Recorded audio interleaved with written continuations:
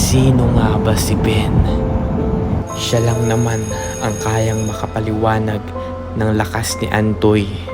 Ngunit kilalanin muna natin siya. Si Ben ay galing sa itaas ng Pilipinas at bumaba papuntang Maynila para mag-aral. Siya'y walang kaibigan at malalapitan at iniwan pa siya ng kanyang nobya. Bakit mo ako iniwan?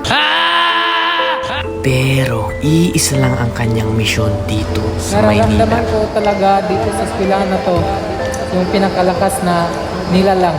Nasaan na ba yung nilalang na yun?